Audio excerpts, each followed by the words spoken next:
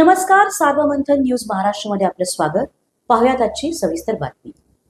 अहिल्यानगर जिल्ह्यातील राहुरी तालुक्यात असलेल्या कुक्कडवेडे येथे हुंड्याच्या मागणीसाठी एका विवाहितेचा माणूस छळ केल्याची धक्कादायक घटना उघडकीस आली आहे. पतीसह सासरच्या 5 जणांनी शारीरिक व मानसिक अत्याचार करत अखेर तरुणीला तिच्या 4 वर्षाच्या मुलीसह घराबाहेर हाकलण्याचा गंभीर आरोप करण्यात आला आहे. या प्रकरणी राहुरी पोलीस ठाण्यात गुन्हा दाखल झाला असून परिसरात खळबळ उडाली आहे. वैष्णवी सुरेश पांडागडे वय 26 यांनी दिलेल्या फिर्यादीनुसार 22 डिसेंबर 2018 रोजी त्यांचा विवाह झाला.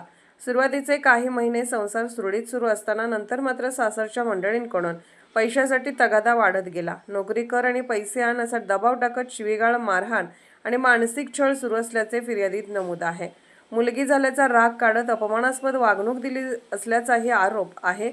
याच दरम्यान पतीने पुण्यात फ्लॅट खरेदीसाठी माहेरहून पैसे आणण्याचा हट्ट धरला. मात्र माहेरची परिस्थिती बेताची असल्याचे सांगत छळ अधिकच तीव्र झाला.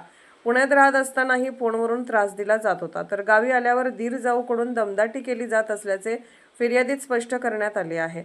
सन 2023 मध्ये पुण्यातील कोलवडी येथे फ्लॅट घेतल्यानंतर डिपॉझिटसाठी पैसे आणण्याचा दबाव टाकत महिलेला उपाशी ठेवण्यात आले.